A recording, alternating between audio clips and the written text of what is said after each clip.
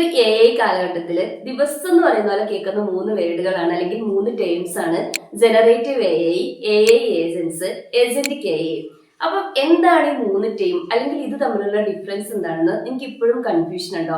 അങ്ങനെയാണെന്നുണ്ടെങ്കിൽ ഇന്നത്തെ ഒരു വീഡിയോ നിങ്ങൾ കംപ്ലീറ്റ് ആയിട്ട് കാണാൻ ശ്രമിക്കുക. ഞാൻ ഈ 3 ടീമും നിങ്ങൾക്ക് ഏറ്റവും റിലേറ്റ് ചെയ്യാൻ വേണ്ടി പറ്റുന്ന ഒരു സിമ്പിൾ എക്സാമ്പിൾ വെച്ചിട്ട് ഡീറ്റെയിൽ ആയിട്ട് എക്സ്പ്ലെയിൻ ചെയ്യുന്നുണ്ട്. ഒത്തിരി ടൈം ഒന്നും എടുക്കില്ല, ഒരു 10 മിനിറ്റ്സ് കൊണ്ട് തന്നെ ഞാൻ മാക്സിമം ഇത് കംപ്ലീറ്റ് ചെയ്യാം കേട്ടോ. അപ്പൊ നമുക്ക് ഇപ്പൊ ഏറ്റവും ബേസിക് ആയിട്ട് പറയുകയാണെങ്കിൽ ഒരു ടാസ്കിനെ ഹാൻഡിൽ ചെയ്യാൻ വേണ്ടി പറ്റുന്ന ഒരു എഐന്റെ ക്യാപ്പബിലിറ്റിന്റെ 3 ഡിഫറെന്റ് ലെവൽ ആണെന്ന് പറയാം. അതായത് low level, intermediate level, high level. ഇത് നമുക്ക് 3ആയിട്ട് കാറ്റഗറൈസ് ചെയ്യാം.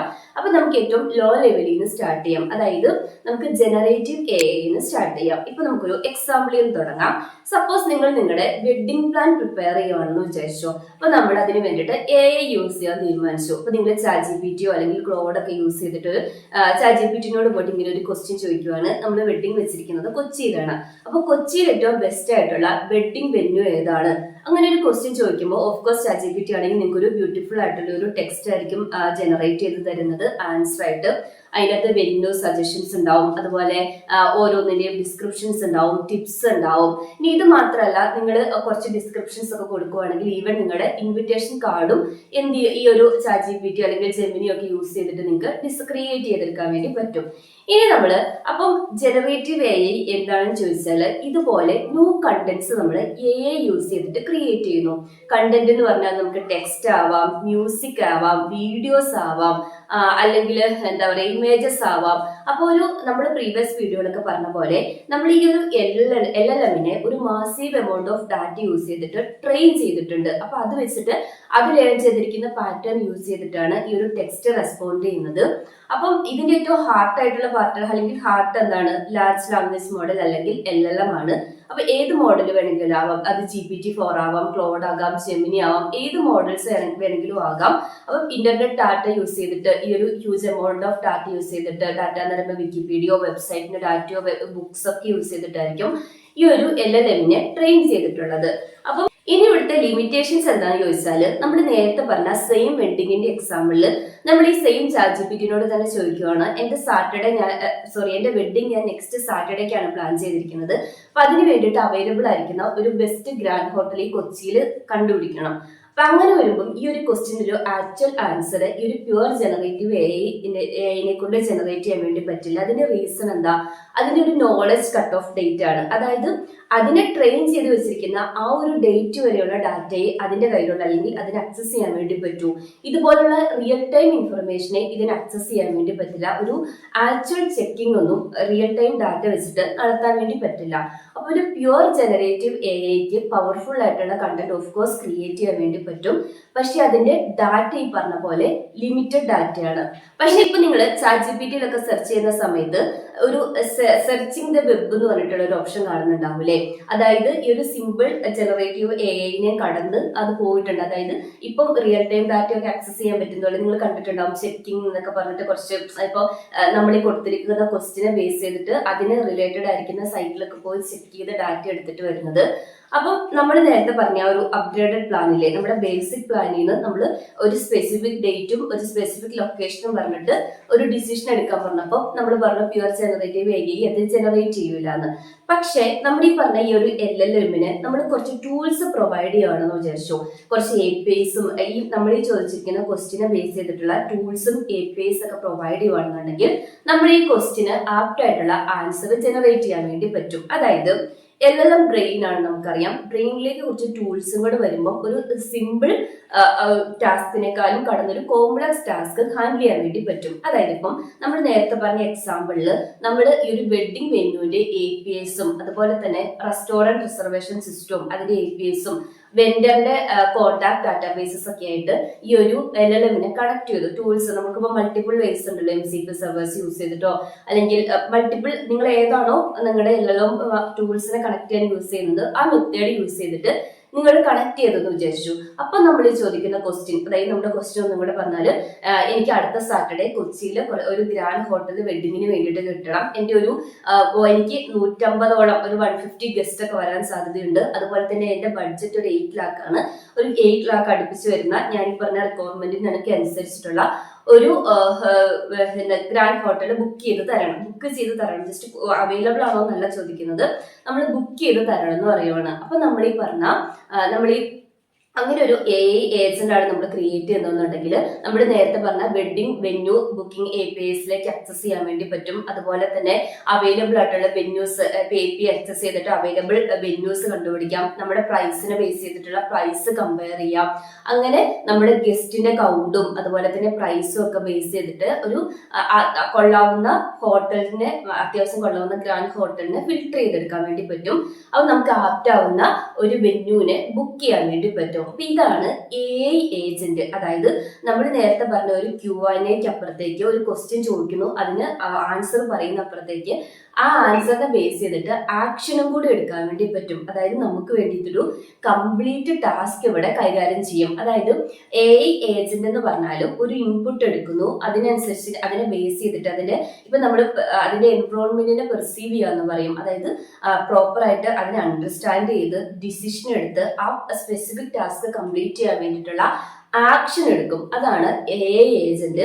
ഒരു സിമ്പിൾ സോഫ്റ്റ്വെയർ എൻറ്റിറ്റി ആയിട്ട് കൺസിഡർ ചെയ്താൽ മതി. അത് നമ്മൾ ഈ പറഞ്ഞ ടൂൾസും മെമ്മറീസും ഒക്കെ യൂസ് ചെയ്തിട്ട് ഒരു ഇൻഡിപെൻഡന്റ് ഡിസിഷൻ എടുക്കാൻ വേണ്ടിയിട്ട് പറ്റും. അതായത് ജസ്റ്റ് ഒരു വെന്യൂ ഏതാണെന്ന് ഡിസൈഡ് ചെയ്തോ മാത്രമല്ല, അത് കണ്ടുപിടിച്ച് നമ്മുടെ ബഡ്ജറ്റിനും ബാക്കിയുള്ള റിക്വയർമെന്റ്സിനൊക്കെ അനുസരിച്ചിട്ടുള്ളത് കണ്ടുപിടിച്ച് നമുക്ക് വേണ്ടി അത് സ്വന്തമായിട്ട് ഡിസിഷൻ എടുത്ത് ബുക്ക് ചെയ്ത് വരെ ചെയ്യുന്നുണ്ട്. ഇനി ഇതിപ്പോ ഒരു സിമ്പിൾ ഒരു നാരോ ടാസ്ക് ആണല്ലേ. അതായത് ഒരു സ്പെസിഫിക് ലൊക്കേഷൻ പറഞ്ഞു, അതിന് വേണ്ടിയിട്ടുള്ള ഒരു ഹോട്ടലിൽ കണ്ടുപിടിച്ച് ബുക്ക് ചെയ്തു. ഇനി നമ്മുടെ ക്വസ്റ്റിനെ നമ്മൾ ഒന്നും കൂടെ കുറച്ചും കൂടി ഒരു നെക്സ്റ്റ് ലെവലിലേക്ക് എടുത്തു വെക്കുകയാണ്. അതായത് നമ്മൾ ജസ്റ്റ് ഒരു വെന്യൂ ചോദിക്കുന്നതിന് പകരം നമ്മളൊരു കംപ്ലീറ്റ് വെഡിങ്, ഇപ്പൊ നമ്മൾ ഇവന്റ് മാനേജ്മെന്റ് ഒക്കെ കണ്ടിട്ടില്ലേ, അവരെല്ലാ കാര്യങ്ങളും ചെയ്യുന്നുണ്ടല്ലേ. ജസ്റ്റ് ഒരു വെന്യൂ എന്നതിനപ്പുറത്തേക്ക് എല്ലാം കാറ്ററിങ്, വെന്യൂസ്, ഫോട്ടോഗ്രാഫി എല്ലാം കൂടെ ഒരു കംപ്ലീറ്റ് വെഡിങ് ആണ് അവർ ഓർക്കസ്ട്രേറ്റ് ചെയ്യുന്നത്. അതുപോലെ നമ്മളൊരു AI ഏജന്റ് ബിൽഡ് ചെയ്യുകയാണെന്ന് വിചാരിച്ചോ. അതായത് എന്താ പറയാ, നമ്മളിപ്പോ പറയുവാണ് ഈ സെയിം കൊച്ചിയിൽ തന്നെ എനിക്ക് വെഡിങ് വേണം, ഏകദേശം ഒരു 150 ഗസ്റ്റ് വരും. അതുപോലെ തന്നെ ബീച്ചാണ് ഞാൻ ഓപ്റ്റ് ചെയ്യുന്നത്, ബീച്ച് വ്യൂ ആണ് ഇപ്പൊ കുറെ പേര് ഓപ്റ്റ് ചെയ്യുന്നത്.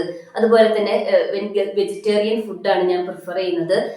അപ്പൊ സ്യൂട്ടബിൾ ഒരു സണ്ണി വെതർ വേണം, കാരണം എസ്പെഷ്യലി മൺസൂൺ കാലാവസ്ഥ ക്ലൈമറ്റിലൊന്നും കൊണ്ടുപോയിട്ട് ഇത് വെക്കാൻ വേണ്ടി പറ്റില്ല.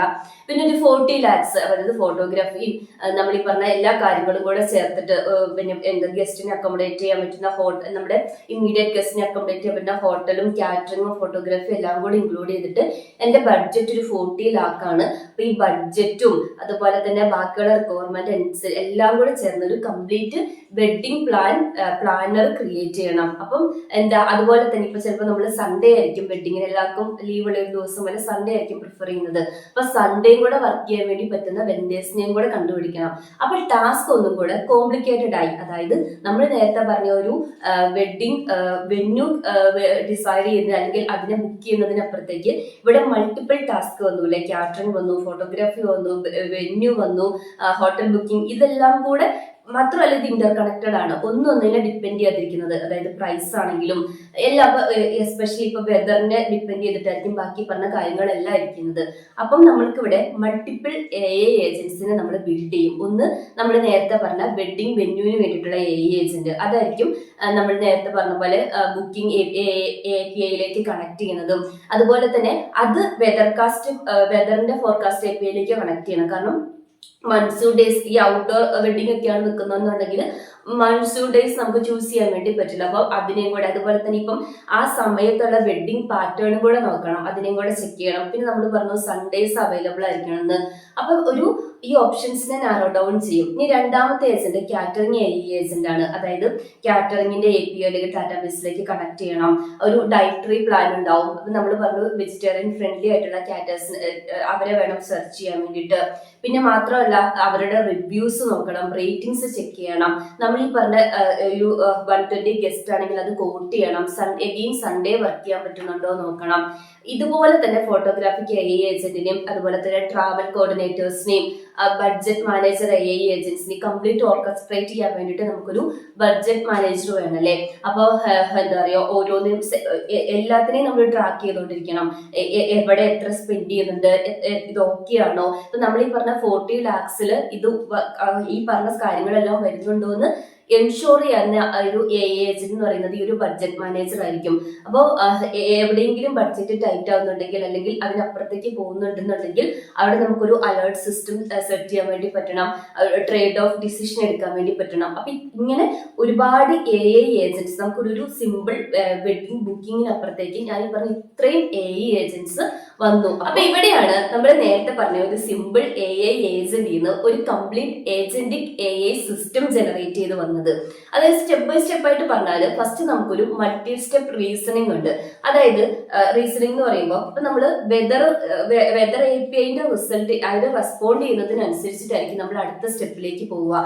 സപ്പോസ് അവര് അതായത് ഇപ്പൊ മൺസൂൺ സീസൺ ആണെന്ന് വിചാരിച്ചു, നമുക്ക് ഈ പറഞ്ഞ പോലെ ഔട്ട്ഡോർ വെഡിങ് കാര്യങ്ങളൊന്നും നടക്കൂല. അപ്പൊ നമ്മൾ പ്ലാൻ ചേഞ്ച് ചെയ്യേണ്ടി വരും, ഡേറ്റ് ചേഞ്ച് ചെയ്യേണ്ടി വരും. അപ്പം വെന്യൂ ബുക്കിങ്ങിന് മുന്നേ വെദറിന്റെ റിസൾട്ട് കിട്ടണം. ഇപ്പൊ രണ്ടാമത്തെ കാര്യം എന്താണെന്ന് വെച്ചാൽ ഏറ്റവും ഇമ്പോർട്ടന്റ് ആണ് മൾട്ടി ഏജന്റ് കോർഡിനേഷൻ. അതായത് ഇപ്പോ സപ്പോസ് നമുക്കിപ്പോ ഒരു ഫോട്ടോഗ്രാഫറിനെ കിട്ടിയെന്ന് വിചാരിച്ചു, നമ്മൾ ഉദ്ദേശിച്ചതിലും കൂടുതൽ പൈസ ആ ഫോട്ടോഗ്രാഫറിന് കൊടുക്കണം, പക്ഷെ നല്ല ക്വാളിറ്റി ഔട്ട്കം കിട്ടുന്ന നല്ലൊരു ഫോട്ടോഗ്രാഫറാണ്. അപ്പൊ നമ്മളിത് ഓക്കെ ആണ്, ഇതിൽ പ്രൊസീഡ് ചെയ്യാന്ന് തീരുമാനിച്ചു. അപ്പൊ നമ്മൾ എവിടെയെങ്കിലും ഈ പ്രൈസ് അഡ്ജസ്റ്റ് ചെയ്യണം. നമ്മൾ വെന്യൂവിൽ അഡ്ജസ്റ്റ് ചെയ്യാന്ന് വിചാരിച്ചു. അപ്പൊ നമ്മൾ വെന്യൂ ഏജന്റുമായിട്ട് കോർഡിനേറ്റ് ചെയ്യണം. നിങ്ങളിപ്പോ സപ്പോസ് വെന്യൂവിന് നമ്മൾ വെച്ചിരുന്നത് ഒരു 12 ലക്ഷം രൂപയാണെന്ന് വിചാരിച്ചു. അപ്പൊ അത് 10 ലക്ഷത്തിലേക്ക് ചുരുക്കണം, കാരണം ഫോട്ടോഗ്രാഫറിന് ഇത്രയും കുറച്ച് കൂടുതൽ എമൗണ്ട് സ്പെൻഡ് ചെയ്യണം. അപ്പൊ ഇത് തമ്മിൽ കോർഡിനേറ്റ് ചെയ്യണം. അപ്പൊ ഇത് കോർഡിനേറ്റ് ചെയ്തത് നമ്മൾ ഈ പറഞ്ഞ പോലെ ബഡ്ജറ്റ് മാനേജർ ആയിരിക്കും.